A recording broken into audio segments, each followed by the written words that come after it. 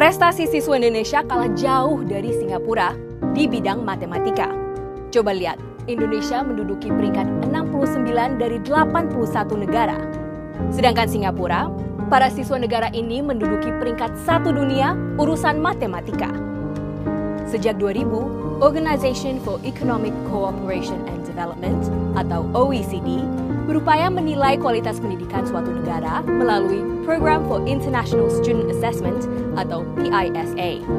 Caranya adalah dengan mengevaluasi prestasi siswa yang berusia 15 tahun di 81 negara dan wilayah.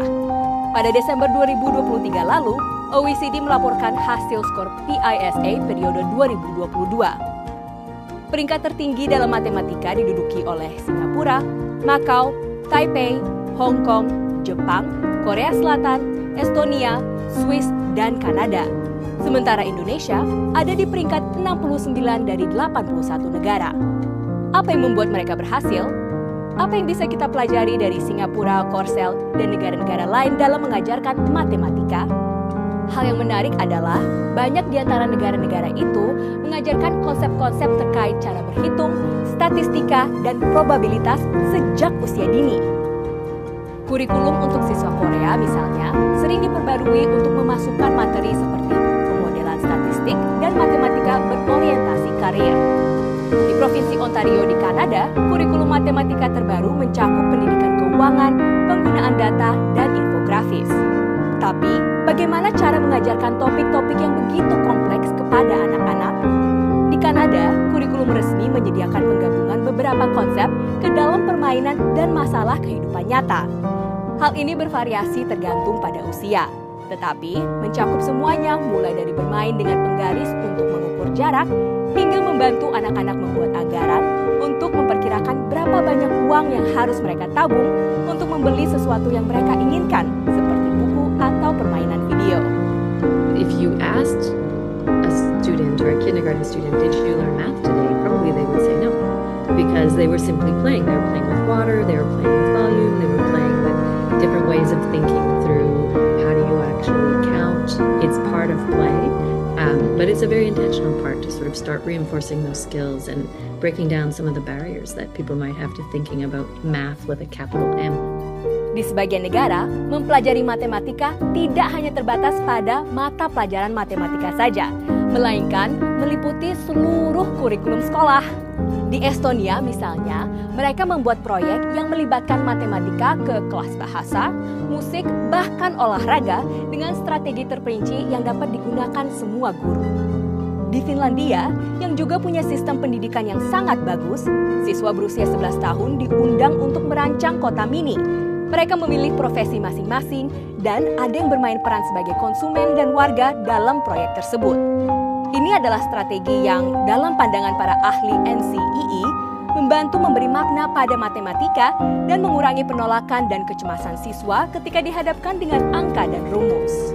When we integrate it across subject areas and we don't see math as only the purview of the math teacher, and then when we think about having kids learn math through both formal school environments but also in their informal opportunities, all of those things I think play a part in whether kids see math as engaging and interesting and relevant.